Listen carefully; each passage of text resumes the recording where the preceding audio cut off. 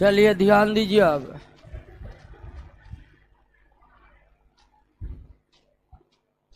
पिछले क्लास में कंप्लीट नहीं हुआ था। कितना तक हुआ था?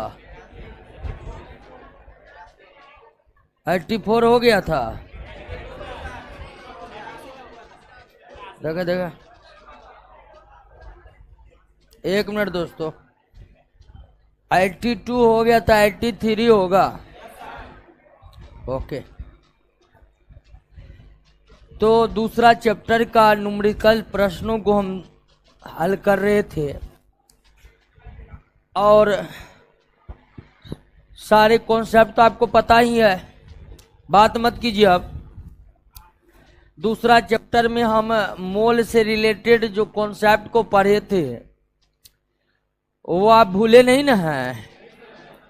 नहीं भूले हैं तो आइए आगे के प्रश्न को हल करके देख लेते हैं। 83 का रखिए, एक व्यक्ति दुकान से 10 मोल जल खरीदने गया। 10 मोल जल खरीदने गया है, यानी 10 मोल जल, और जल का मतलब H2O। 10 मोल जल खरीदने गया। उस दुकान में छोटे छोटे बोतल में प्रत्येक में 20 ग्राम जल है। यानी दुकान में जल का जो है एक बोतल है और बोतल में 20 ग्राम जल है। दुकानदार व्यक्ति को कितना बोतल जल देगा? हाँ, तो बिल्कुल सवाल सही यही है कि 10 मोल जल को अगर 20 ग्राम के बोतल में कन्वर्ट करेंगे तो कितने बोतल बनेंगे? 9 बोतल बनेंगे। बिल्कुल, सबसे पहले आप मोल को कन्वर्ट कर लीजिए किसमें? ग्राम में। और आप जानते हैं कि एक मोल का द्रव्यमान पदार्थ के मॉलिक्यूलर वेट यानी कि आणविक द्रव्यमान के क्या होते? इक्वल होते हैं। कोई भी पदार्थ के एक मोल का द्रव्यमान उसके मॉलिक्यूलर वेट आणविक द्रव्यमान के बराबर होते। और जल का आणविक द्रव्यमान कितना होगा जी? 18 mu होगा। और इसको ग्राम में कन्वर्ट करेंगे तो आपको पता है कि mu को ग्राम में बदलने के लिए बस mu हटाइए और ग्राम लगाइए। तो जल का आणविक द्रव्यमान 18 mu है और इसका ग्राम में 18 ग्राम द्रव्यमान होगा। mu को ग्राम में बदलने के लिए संख्यात्मक रूप से mu ग्राम दोनों बराबर होते हैं। mu काट के ग्राम लगा दीजिए। अब एक मोल का द्रव्यमान अगर आणविक द्रव्यमान हो गया तो एक मोल जल का द्रव्यमान कितना हो गया? 18 ग्राम तो होगा। एक मोल जल का द्रव्यमान कितना होगा? 18 ग्राम होगा। एक मोल जल का द्रव्यमान कितना होगा? 18 ग्राम होगा। तो इसका मतलब 10 मोल जल का वजन कितना होगा? 100। यानी 10 मोल जल लेना है तो आपको 180 ग्राम जल लेना है। आपको बोतल की संख्या पूछ रहा है, बोतल की संख्या में मतलब आपको टोटल 180 ग्राम लेना है। एक बोतल में कितना है? तो 9 बोतल जल की आवश्यकता होगी। कितनी बोतल जल की आवश्यकता होगी? 9 बोतल जल की आवश्यकता होगी। किसी भी पदार्थ के एक मोल का द्रव्यमान उसके आणविक द्रव्यमान के बराबर होते हैं। जल के एक मोल का द्रव्यमान जल के आणविक द्रव्यमान के बराबर होगा और जल के एक मोल बराबर 18 ग्राम होगा, क्योंकि जल का आणविक द्रव्यमान 18 ग्राम। तो 10 मोल जल 180 ग्राम। एक बोतल 20 ग्राम का है तो 10 मोल अर्थात 180 ग्राम में कितना बोतल आएगा? 9 बोतल आएगा। 9 बोतल आएगा दोस्तों।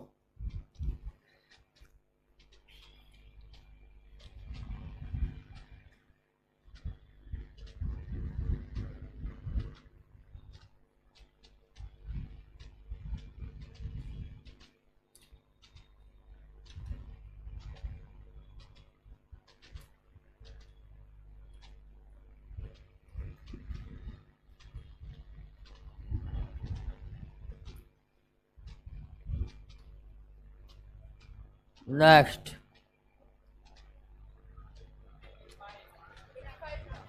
5 मोल अमोनिया का द्रव्यमान कितना होगा?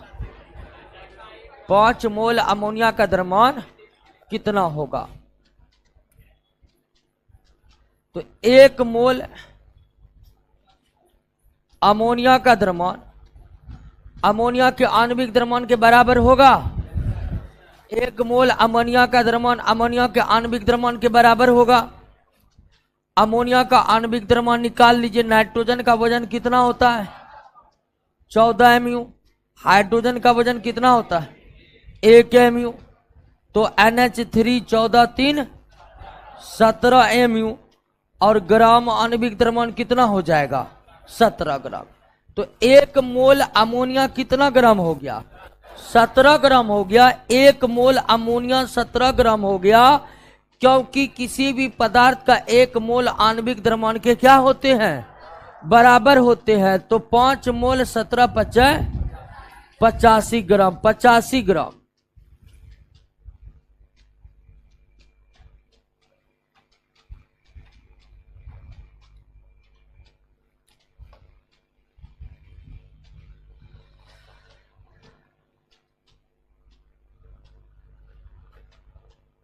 सोडियम कार्बोनेट के 5 मोल का द्रव्यमान निकाले। सोडियम कार्बोनेट के 5 मोल का द्रव्यमान कितना होगा? तो सोडियम का आणविक द्रव्यमान निकाल लीजिए। सोडियम कितना होता है? 23 mu। कार्बन का कितना होता है वजन? 12 mu। ऑक्सीजन का कितना होता है? 16 mu। ठीक है ना? N2CO3 तो हो गया आपको 23 दूनी 46। उसके बाद 12 और 16 तिया 48। तो 8 2 10 16 4 1 5 1 6 4 10 106 mu। तो सोडियम कार्बोनेट का आणविक द्रव्यमान 106 mu हो गया। ग्राम आणविक द्रव्यमान आणविक द्रव्यमान 106 ग्राम हो गया। यानी कि 1 मोल का द्रव्यमान कितना होगा? 106 ग्राम। 1 मोल का द्रव्यमान कितना होगा? 106 ग्राम। तो 5 मोल का द्रव्यमान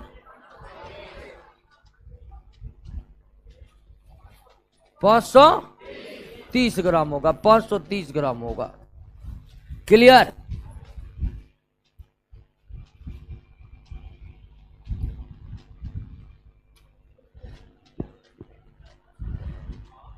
जीरो 0.06 ग्राम जल की 1 बूंद में जल के अणुओं की संख्या क्या होगी? 0.06 ग्राम जल की 1 बूंद में जल के अणुओं की संख्या क्या होगी? अब ध्यान दीजिए सवाल कैसे बनेगा कि 1 मोल जल में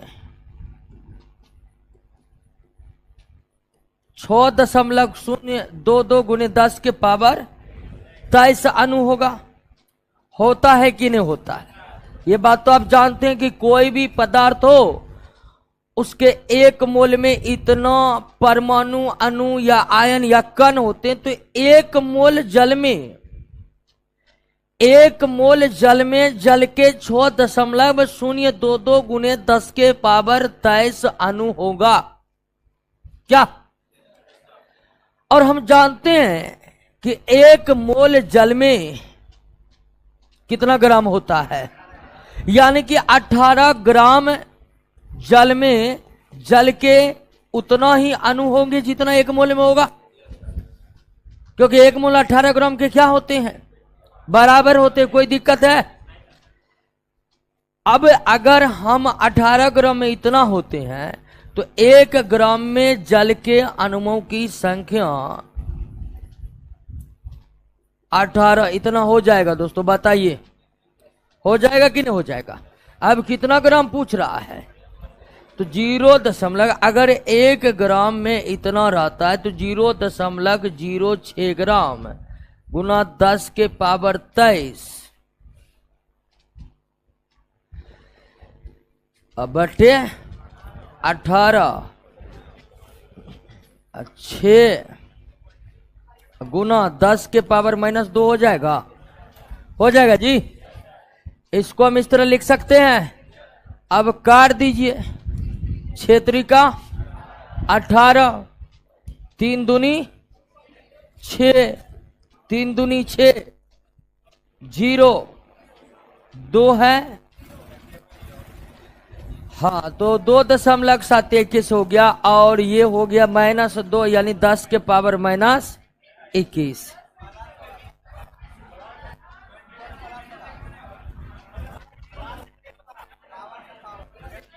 दस के पावर 21 होगा ना, 23 में से 2 गया तो ओहो प्लस होगा, प्लस होगा, प्लस होगा। चलिए, है ऑप्शन। हाँ हाँ, बी नंबर है। क्लियर, बी नंबर होगा। तो अब ये तो समझ गए 4.06 ग्राम जल के 1 बूंद में जल की अणुओं की संख्या क्या होगी। अब आप इसे डायरेक्ट भी बना सकते हैं, क्योंकि एक फॉर्मूला है, आपको बताए थे कि अणुओं की संख्या बराबर नहीं, मोलों की संख्या बराबर, और मोलों की संख्या ग्राम को सीधे मोल में बदल कर हम इसे क्या कर देंगे, गुना कर देंगे।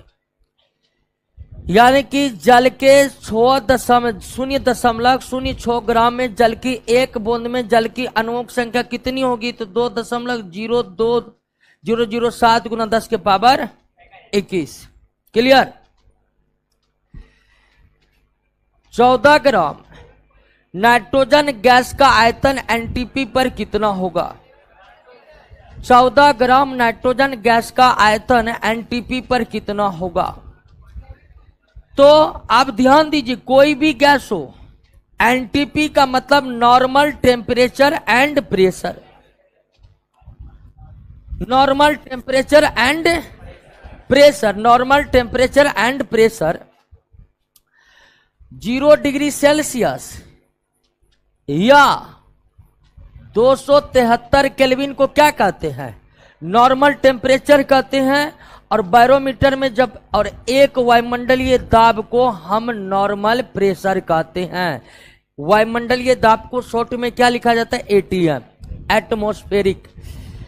तो एनटीपी का मतलब आप समझ गए ना, नॉर्मल टेम्परेचर प्रेशर, और इसको कभी कभी एसटीपी भी लिखा जाता है। क्या लिखा जाता है, STP, standard temperature and pressure. STP standard temperature and pressure. तो एनटीपी एसटीपी एक ही है। 0 डिग्री सेल्सियस या 273 केल्विन टेम्परेचर को एनटीपी यानी नॉर्मल टेम्परेचर कहते हैं। एक वायुमंडलीय दाब को नॉर्मल प्रेशर या स्टैंडर्ड प्रेशर कहते हैं। अब ध्यान दीजिए, एनटीपी पर कोई भी गैस को न हो, एनटीपी पर कोई भी गैस क्यों न हो, एनटीपी पर कोई भी गैस क्यों ना हो, 1 मोल का आयतन, 1 मोल का आयतन 22.4 लीटर होता है। 1 मोल का आयतन 22.4 लीटर होता है। 1 मोल का आयतन 22.4 लीटर होता है। 14 ग्राम नाइट्रोजन गैस का आयतन एनटीपी पर कितना होगा, एनटीपी पर कितना होगा, तो 1 मोल का आयतन 22.4 लीटर होता है। क्लियर।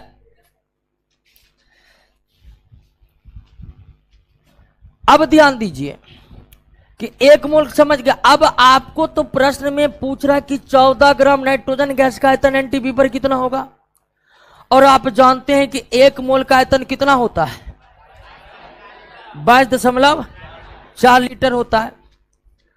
अब ध्यान दीजिए कि आप इस ग्राम को बदल लीजिएगा किसमें, मोल में। तो मोल की संख्या बराबर ग्राम में द्रव्यमान बटे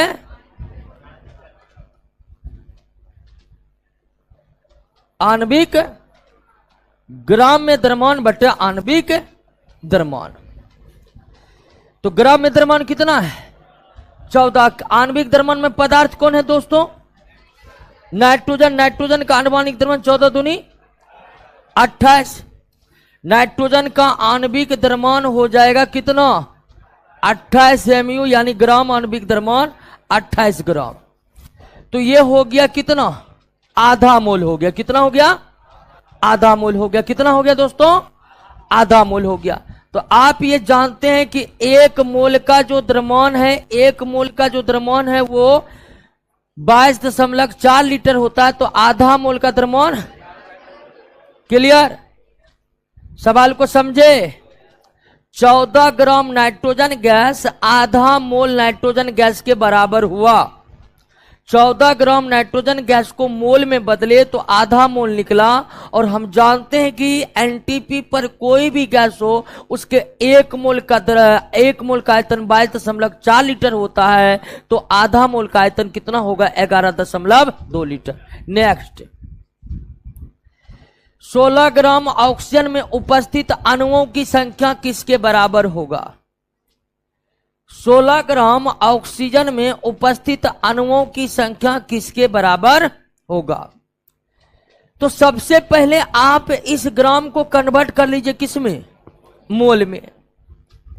मोल बराबर होता है ग्राम में द्रव्यमान बटे आणविक द्रव्यमान। तो आणविक द्रव्यमान में ऑक्सीजन आया, ऑक्सीजन का आणविक द्रव्यमान 16 दूनी 32 mu, यानी कि 32 ग्राम। तो मोल बराबर 16/32, यानी क्या? 1/2 मोल। ये तो क्लियर हो गया कि 16 ग्राम ऑक्सीजन आधा मोल ऑक्सीजन के बराबर है। क्लियर? अब सवाल कर रहा है कि 16 ग्राम ऑक्सीजन में उपस्थित अणुओं की संख्या निम्नलिखित में किसके बराबर होगी? तो निम्नलिखित में उसी के बराबर होगी जो कितने मोल के बराबर होगा? आप ये पता लगाइए कि ऑप्शन में कौन सा पदार्थ आधे मोल के बराबर है। तो सबका मोल, क्लोरीन का आणविक द्रव्यमान जानते हैं कितना होता है? 71 mu। सल्फर डाइऑक्साइड में सल्फर का 32 दूनी 64 mu। क्लियर? ओजोन है ना जी, ओजोन हो जाएगा आपका, ओजोन का 16 48 mu और सल्फर डाइऑक्साइड 64 mu। तो ग्राम आप समझ ही रहे हैं। तो कौन आधे मोल का बराबर है? तो आधा मोल के बराबर इसमें कौन है दोस्तों? 32 ग्राम SO2। 32 ग्राम SO2 को मोल में कन्वर्ट करिएगा तो ग्राम में द्रव्यमान बटे आणविक द्रव्यमान आधा मोल के बराबर होगा। और कोई भी ऑप्शन को मोल में बदलिएगा आधे मोल के बराबर। तो 16 ग्राम ऑक्सीजन आधा मोल है और 32 ग्राम SO2 भी आधा मोल है। और आधे आधे मोल में परमाणु अणु की संख्या क्या होगी? समान होगी। क्योंकि सभी पदार्थ के एक मोल में अगर अणुओं की संख्या समान होती है तो सभी पदार्थ के आधे मोल में भी अणुओं की संख्या क्या होगी? समान होगी। होगी कि नहीं होगी? क्लियर? सवाल कैसे बना समझे? गर्मी, एक मिनट चैप्टर को समाप्त कर लेते थोड़ा। एसी नहीं चल रहा, ठीक है। कब चैप्टर को कंप्लीट करते थोड़ा साथ दीजिए।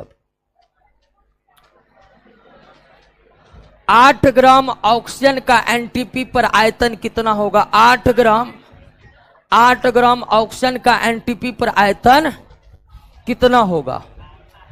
8 ग्राम ऑक्सीजन का एनटीपी पर आयतन कितना होगा? तो ध्यान दीजिए दोस्तों, 8 ग्राम ऑक्सीजन का को आप मोल में बदल लीजिए, ठीक है। मोल बराबर ग्राम में द्रव्यमान बटे आणविक, ग्राम में द्रव्यमान बटे आणविक। आणविक द्रव्यमान कितना होता है, यानी कितना मोल हो गया दोस्तों? 8 ग्राम ऑक्सीजन आधे 1/4 मोल, 1/4 मोल ऑक्सीजन के क्या है? बराबर है। 8 ग्राम ऑक्सीजन के 1/4 मोल के बराबर है दोस्तों। अब ध्यान दीजिए, कोई भी पदार्थ हो एनटीपी पर उसके 1 मोल का आयतन कितना हो गया? 22.4 लीटर। 8 ग्राम ऑक्सीजन कितने मोल के बराबर है? तो 1/4 मोल बराबर हो गया, 1/4 मोल बराबर हो गया 22.4 गुना 1/4। तो 4 6 चौके 24, 5 चौके 20, 5 वाला यही क्लियर।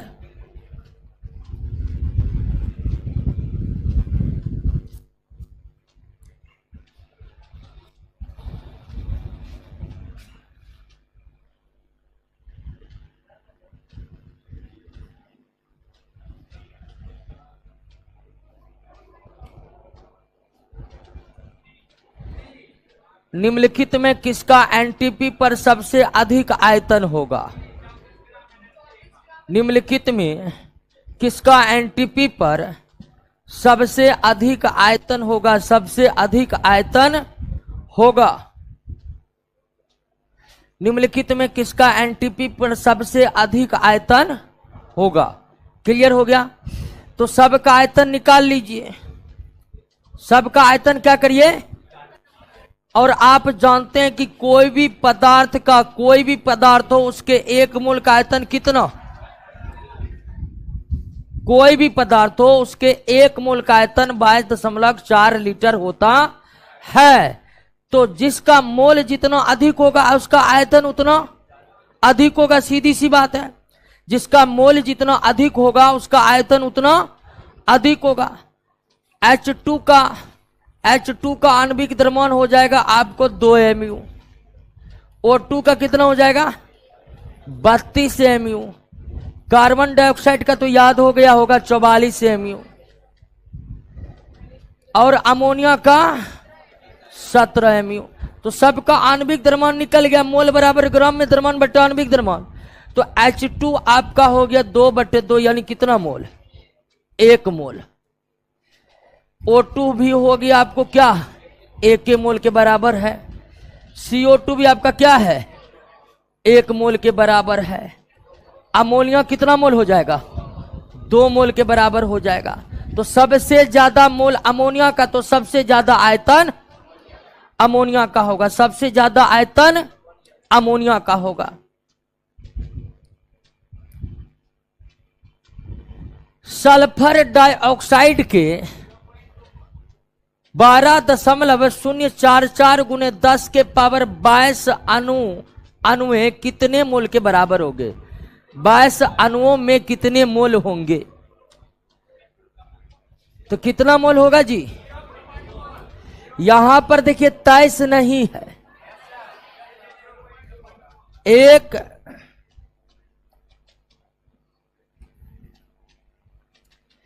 0.6.022 गुना 10 के पावर 23 अणु बराबर कितना होगा?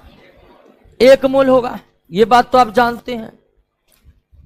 तो 12.044 गुना 10 के पावर 22 अणु बराबर हो गए आपको 1/6.22 गुना 10 के पावर 23 गुना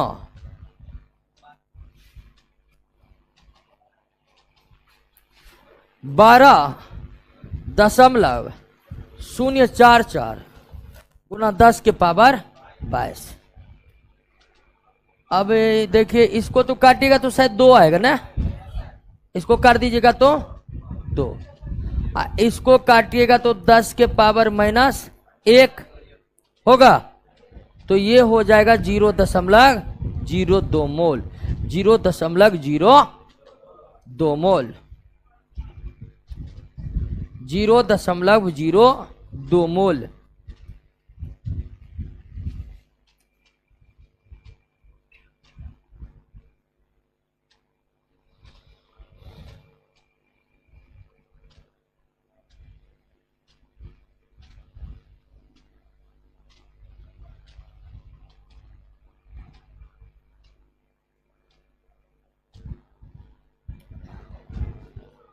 नाइट्रोजन गैस के 3.011 गुना 10 के पावर 24 अणुओं का द्रव्यमान कितना होगा? तो पहले आप इसे मोल में कन्वर्ट कर लीजिए। क्या? इसे मोल में कन्वर्ट कर लीजिए। तो 3.011 गुना 10 के पावर 24 बटे 0.6.022 गुना 10 के पावर। क्लियर? 2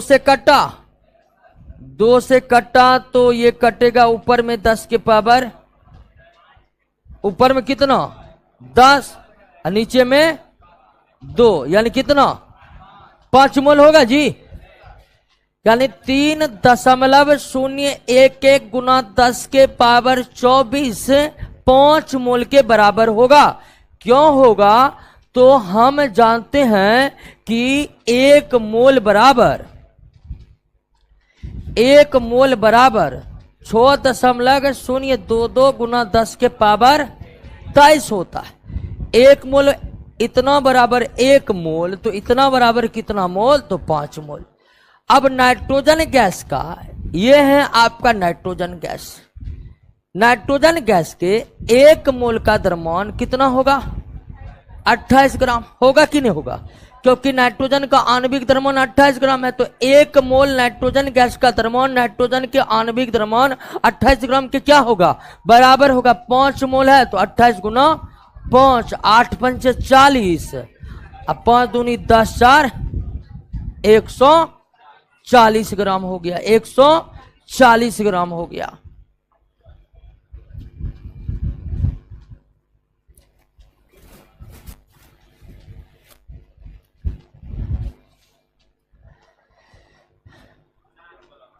एक 160 ग्राम सोडियम हाइड्रोक्साइड कितना मोल होगा? तो सीधा एक बार फिर से जान लीजिए, मोल की संख्या बराबर क्या होता है?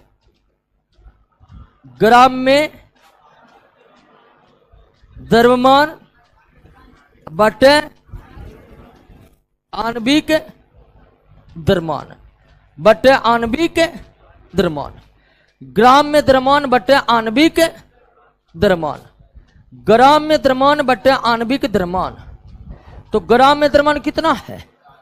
सोडियम हाइड्रोक्साइड यानी कि NaOH, सोडियम हाइड्रोक्साइड का आणविक द्रव्यमान निकाल लीजिए तो 23 प्लस 16 प्लस 1, 6 1 7 3 10, 10 1 1 2 4, कितना हो गया? 40, यानी कितना? 4 मोल हो गया। 4 मोल, 4 मोल।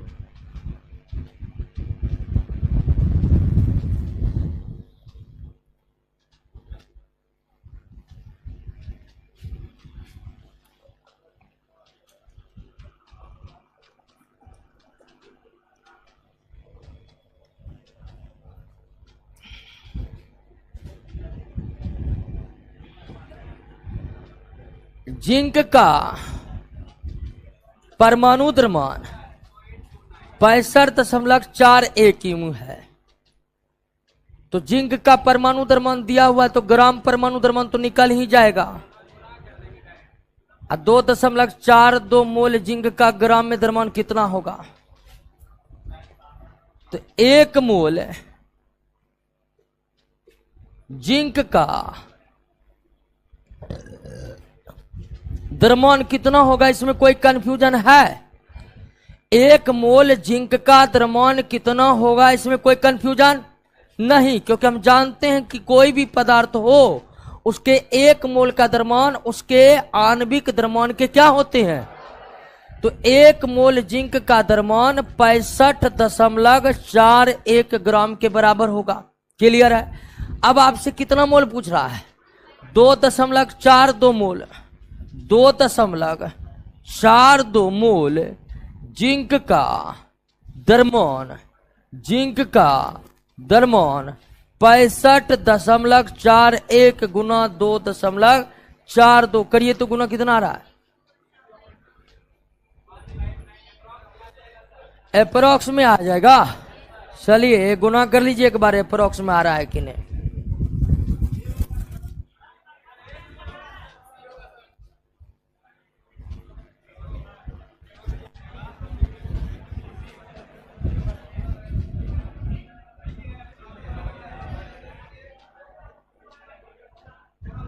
सही में ए होगा इसका आंसर जी।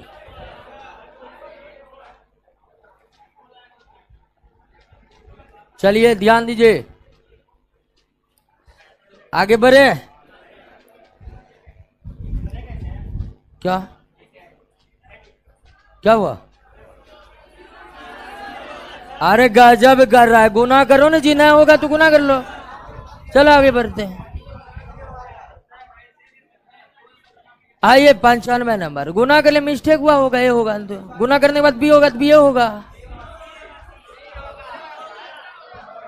अरे हल्ला मत करिए, क्या हो रहा है जी?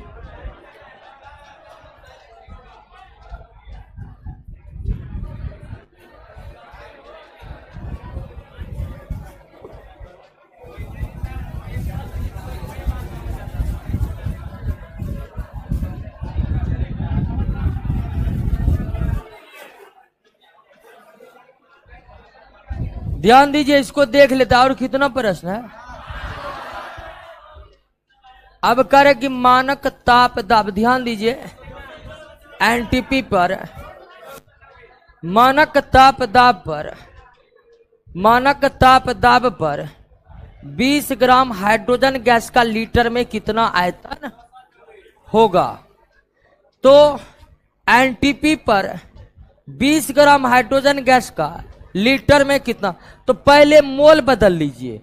मोल बराबर ग्राम में द्रव्यमान बट्टे आणविक, और हाइड्रोजन का आणविक द्रव्यमान 2 ग्राम होगा, तो कितना हो गया? 10 मोल। यानी कि सीधा समझिए कि 20 ग्राम हाइड्रोजन बराबर 10 मोल हाइड्रोजन के क्या है? बराबर है। अब 1 मोल का आयतन कितना होता है? 22.4 लीटर। तो 10 मोल का 224 लीटर हो जाएगा। 10 मोल का 224 लीटर हो जाएगा। 294 ग्राम H2SO4 में सल्फर के कितने मोल है? सबसे पहले 294 ग्राम H2SO4 कितने मोल के बराबर है ये निकाल लीजिए। तो मोल में, मोल बराबर होता है ग्राम में बटे आणविक द्रव्यमान।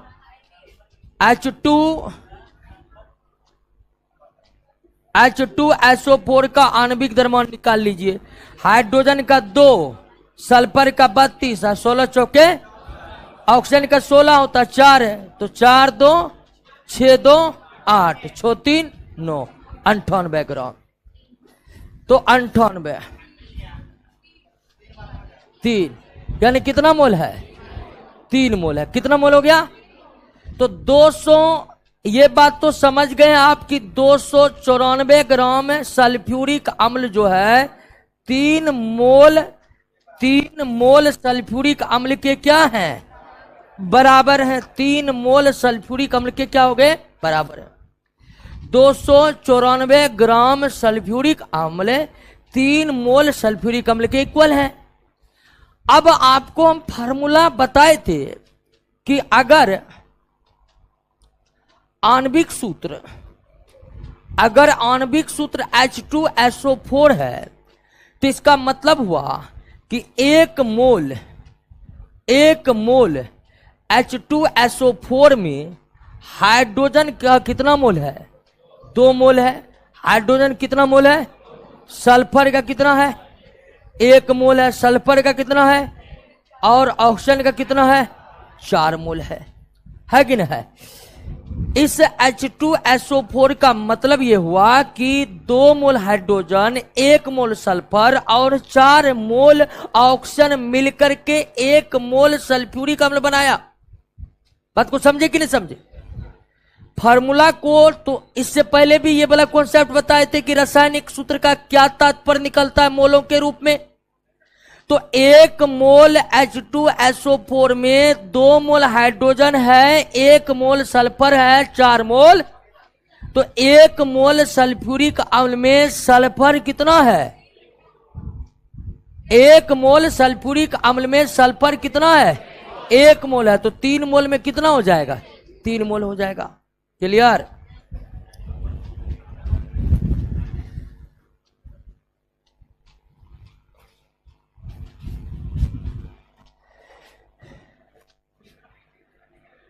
1 kg पोटेशियम नाइट्रेट में उपस्थित ऑक्सीजन का द्रव्यमान कितना है?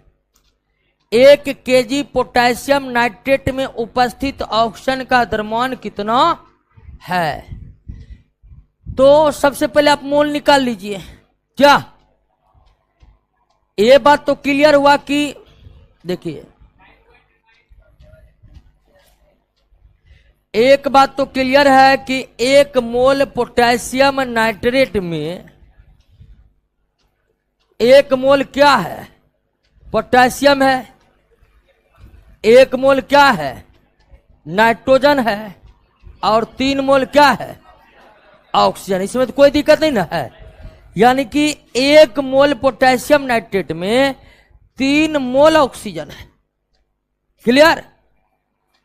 अब 1 kg को सबसे पहले आप मोल में बदल लीजिए। 1 kg पोटेशियम नाइट्रेट कितने मोल के बराबर? मोल में द्रव्यमान, मोल बराबर होता है ग्राम में द्रव्यमान। 1 kg बराबर कितना ग्राम?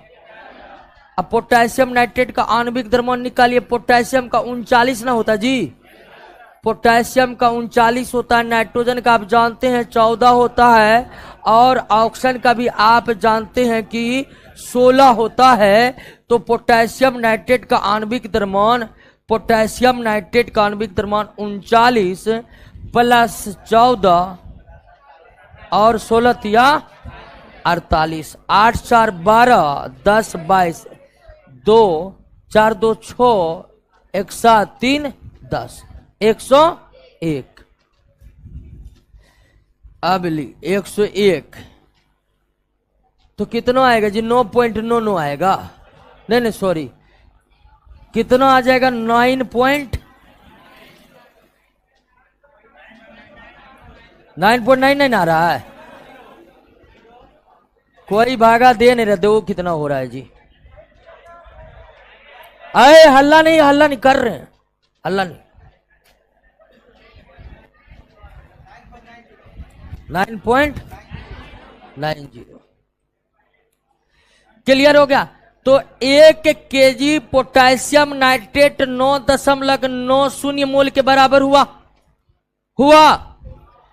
1 मोल पोटेशियम नाइट्रेट में ऑक्सीजन कितना है? 3 मोल। तो 1 kg पोटेशियम नाइट्रेट में ऑक्सीजन कितना मोल होगा? तो 9.90 गुना 3 तो 0.27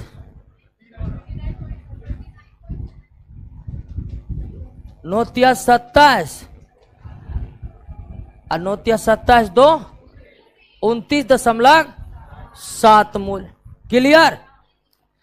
तो 1 kg पोटेशियम नाइट्रेट में टोटल कितना मोल ऑक्सीजन निकला? 29.7 मोल निकला। अब आप निकालिएगा इसको ग्राम में। आपको आंसर किस में पूछ रहा है? ग्राम में पूछ रहा है। तो टोटल मोल में कितना निकला? 29.70 निकला। कितना निकला?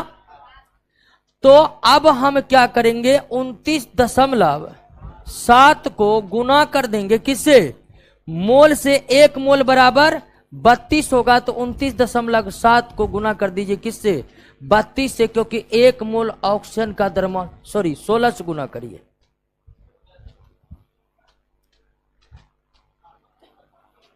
सोलह से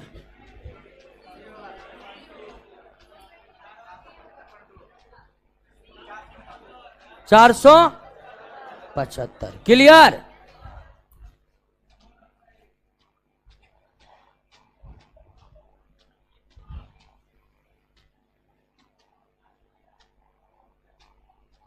सवाल को समझे कि नहीं? सबसे पहले आपको यह समझना पड़ेगा कि फार्मूला का मतलब क्या होता है। फार्मूला का मतलब होता है कि 1 मोल पोटेशियम नाइट्रेट में ऑक्सीजन कितना है। क्लियर? अब आप 1 kg पोटेशियम नाइट्रेट को 1 kg पोटेशियम नाइट्रेट को कन्वर्ट कर दिए किस में? 1 kg पोटेशियम नाइट्रेट कितना मोल निकला? तो 1 मोल पोटेशियम नाइट्रेट में 3 मोल ऑक्सीजन है। तो 9.9 मोल पोटेशियम नाइट्रेट में इतना ऑक्सीजन होगा। 1 मोल ऑक्सीजन का द्रव्यमान ऑक्सीजन के परमाणु द्रव्यमान के बराबर होता है, तो होता है। तो 1 मोल का द्रव्यमान अगर परमाणु द्रव्यमान के बराबर होता है तो इतना मोल का द्रव्यमान कितना होगा, तो 16 से गुना कर दिया, आंसर क्या होगा, सी। क्लियर।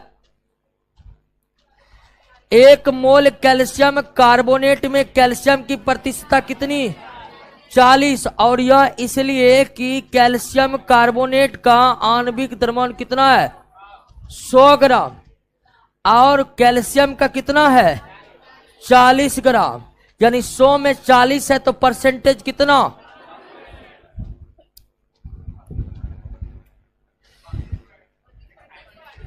1 मोल H2SO4 में सल्फर कितना प्रतिशत है, 1 मोल सल्फ्यूरिक एसिड का द्रव्यमान निकालिए, कितना, 98 ग्राम, आणविक द्रव्यमान 98 है, तो 1 मोल सल्फ्यूरिक एसिड का द्रव्यमान कितना है, 98 ग्राम है, कितना है, 98 ग्राम है। तो 98 ग्राम जो है, तो इसका मतलब है कि 98 ग्राम सल्फ्यूरिक अम्ल में सल्फर कितना है, 32 ग्राम सल्फर है कि ना है। अगर टोटल 98 ग्राम निकलेगा तो इसमें सल्फर अकेला 1 है तो 32 ग्राम है, 98 में 32 है तो 1 में कितना रहेगा, 32/98 ग्राम सल्फर है। अब परसेंटेज का मतलब होता है कितने में निकालिए, 100 में निकालिए, तो 100 में 32/98 गुना 100 निकालिए।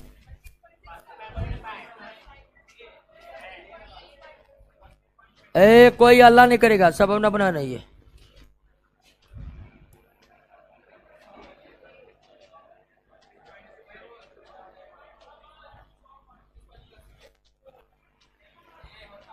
ऑनलाइन पर क्या हुआ, ऑनलाइन में क्या दिक्कत है जी, सर्वर स्लो है, अच्छा 32.65 है, 32.65।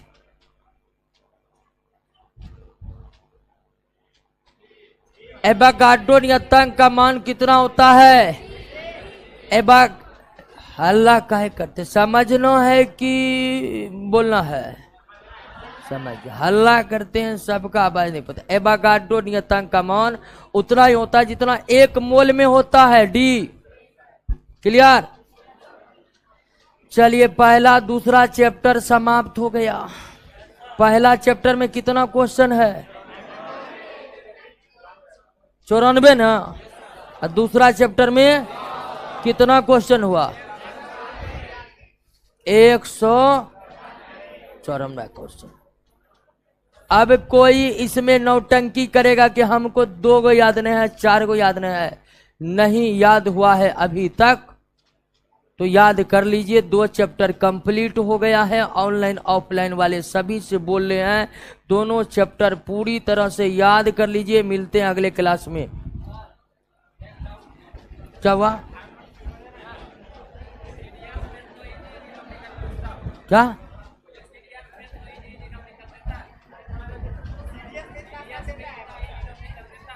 सीजीएल में, सीडीएस में